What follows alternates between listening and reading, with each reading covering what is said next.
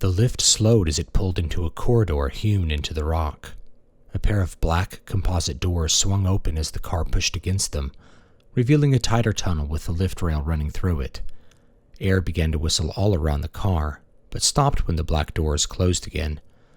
The lift stopped, swaying slightly, and Andrew saw out the window a small foyer opening up into workspaces, much like those in the residential area.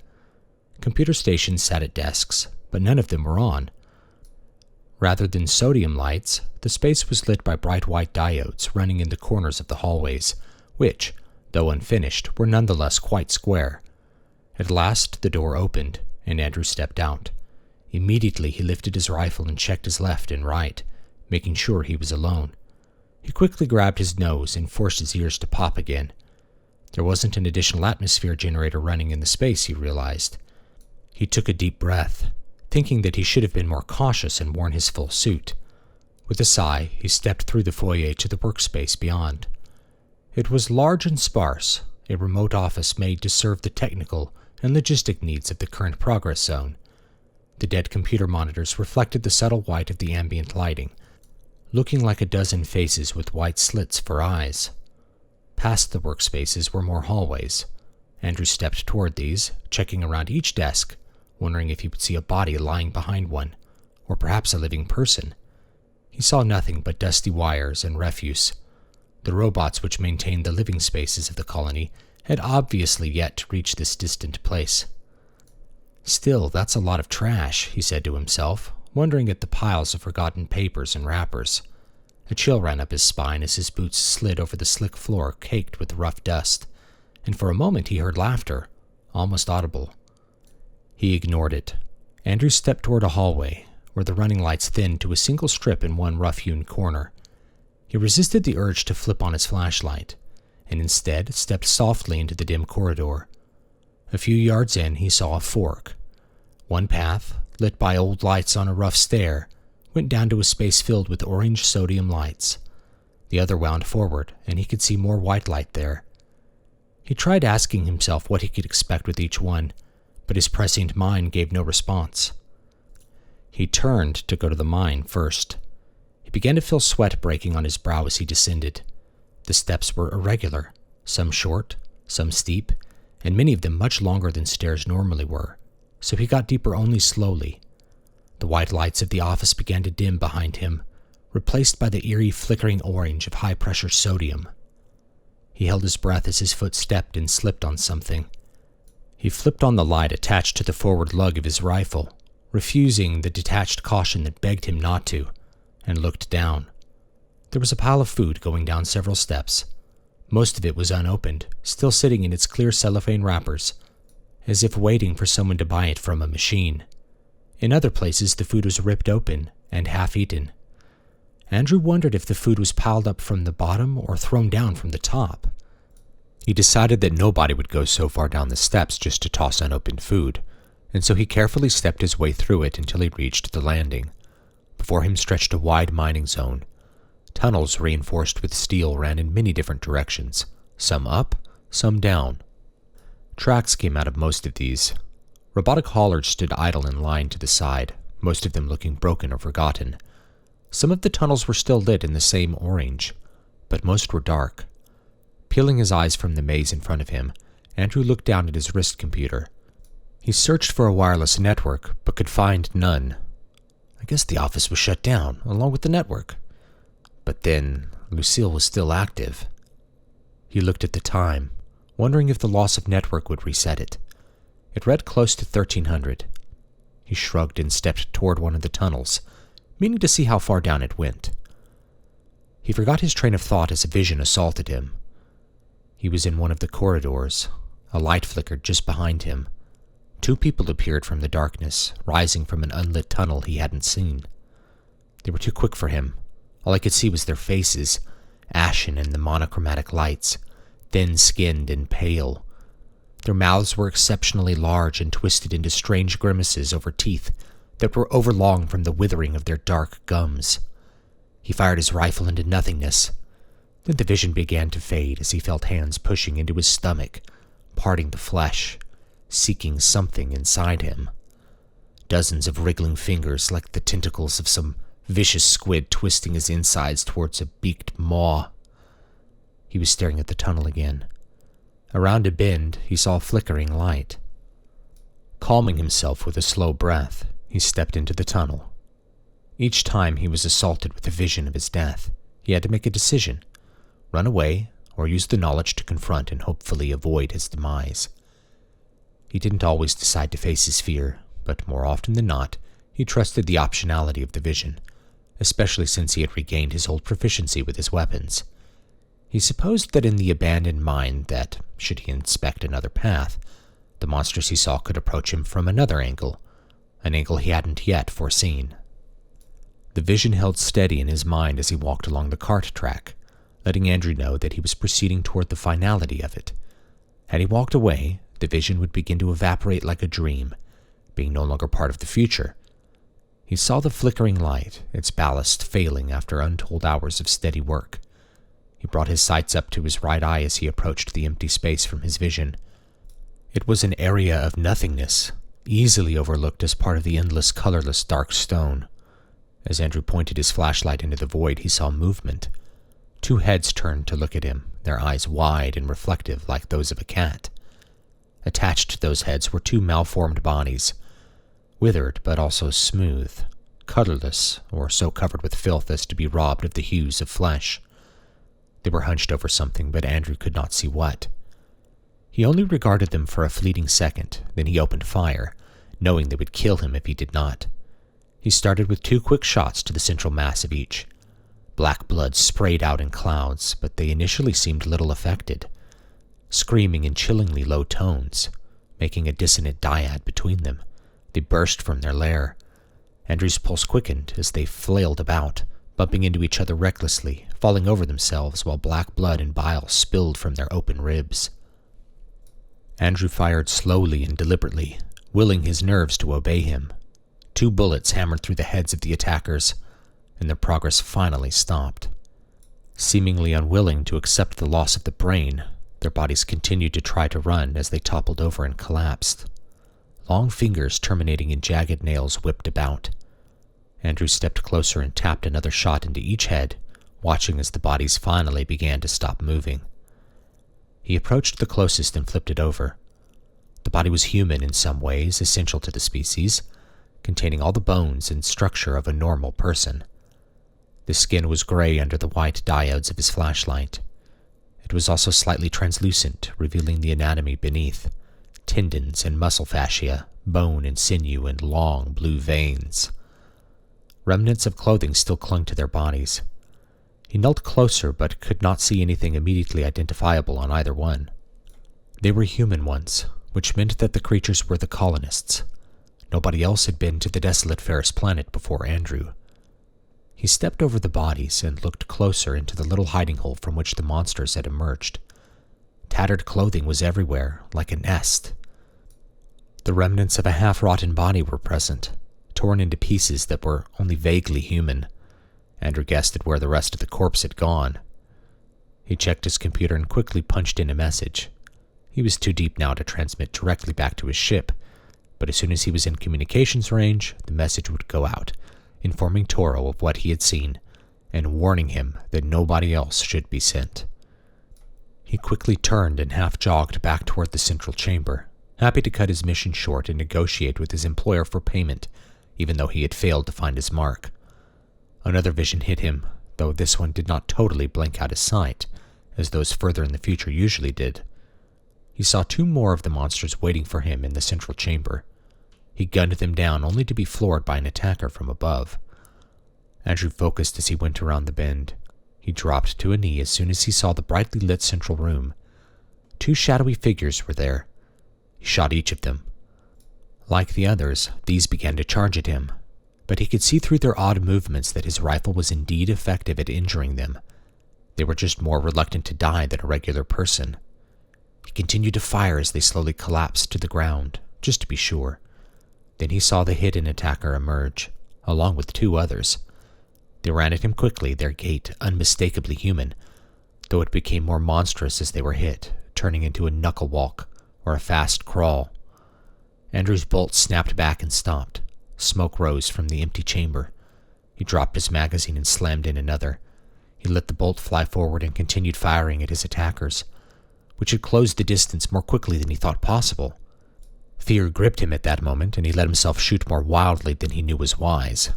The loss of discipline didn't matter. Soon all three lay in twitching heaps 5 yards ahead of him. "Thanks, mate," Andrew said, tapping his left fist to his temple. Before walking on, he took out his magazine and quickly checked to see how many rounds he had left, since in the moment he had forgotten to count. Seeing 8 remaining, he tucked away the magazine and put in a full one. He picked up his spent magazine from the floor and put it away too, then walked slowly down the hallway, keeping his rifle trained on the bodies in front of him, whose nerves still fired in defiance of the very real death of the major organs. Like the others, they were people, at least at one time. One of the closer ones seemed less monstrous than the others. It was a woman, likely young-looking whenever what changed her had taken hold.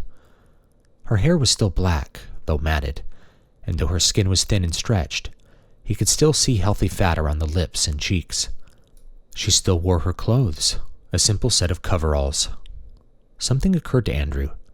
He had been so focused on the idea that there was a Vurtla at play that he had not considered other causes.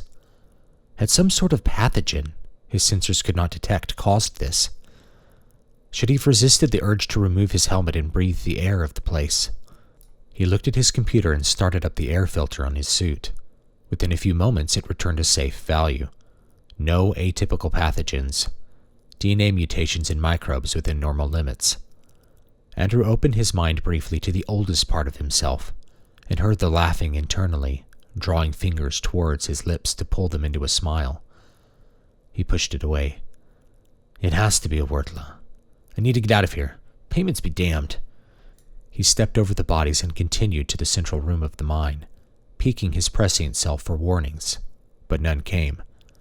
The dead in the central room were in a similar state to the woman, still dressed and looking far less gone than the first pair he had slain. He turned and looked above the tunnel from which he had just exited to see a small platform attached to the steel scaffolding. They were smart enough to set a trap for me once they knew I was here. He headed back toward the stairway. He stepped over the pile of uneaten prepackaged food and continued to pack up, still keeping his rifle ready in case he needed it. At the top of the stairs, he turned to the left, seeing a pale white glow from another finished workspace. As he turned a sharp corner, his past mind, his echo mind, jumped forward, almost displacing his normal thoughts, but seemed unable to complete its normal vision process. He saw a wide office space that was in shambles. Phantoms of people in tattered clothes moved toward him, their eyes wide and reflecting the fluorescent lights above in a pale green. At the same time, he saw the space as it once was. Desks were neat and ordered, and people stood about talking and working. Several of the desks were actually workbenches, piled with parts and other machines that were being fixed. His mind splintered again, and he saw the figures with the pale eyes moving toward him, almost like ghosts, and saw himself shooting them down one at a time with clear precision.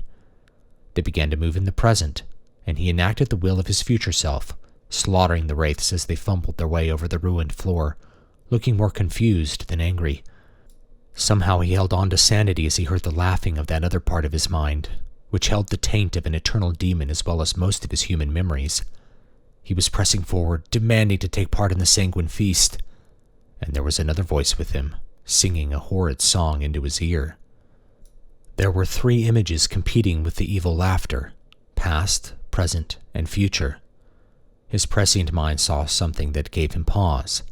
He shot and killed, amidst the throng, a young woman who, he realized only too late, looked totally normal. She was a single image standing in all 3 places. Only the future image was frozen, blood flying out from a wound in her neck, surprise plastered on her pale face. He took his finger off the trigger, rather than following through with the prescribed motions of the future, and suddenly the future vision changed, then winked out of sight.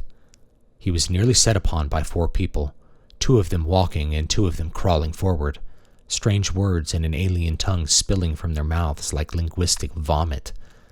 Andrew glanced up and saw the girl, who stood still and stared at him. Her eyes were almost glassy, but trembled, as if in fear. He blinked hard, and quickly dispatched the remaining attackers.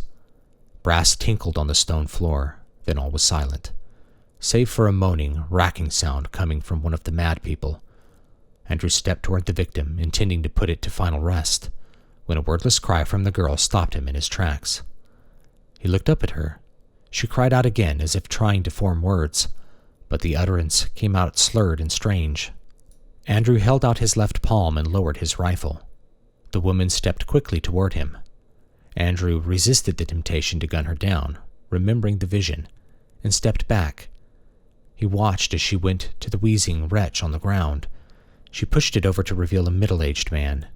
He looked like some of the others, pale and thin-skinned, but human besides the strange, hollow eyes.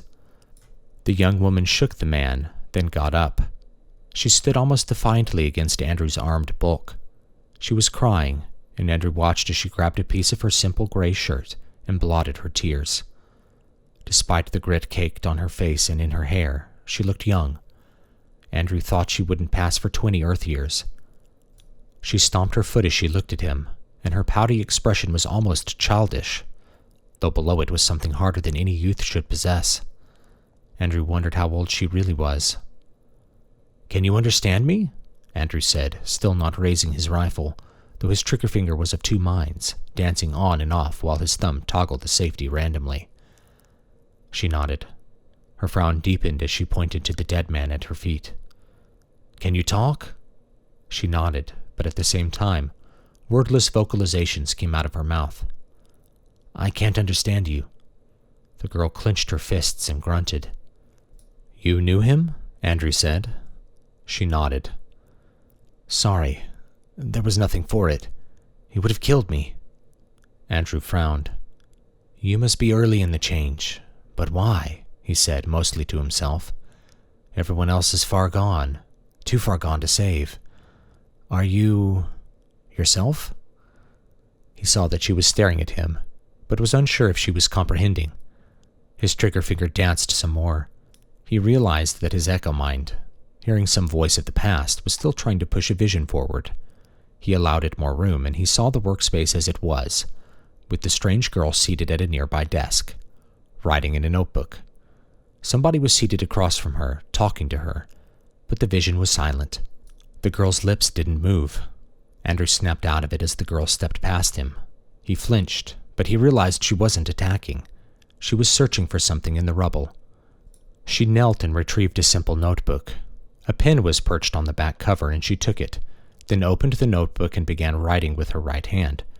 She turned it toward him. "I'm normal," it said in jagged letters.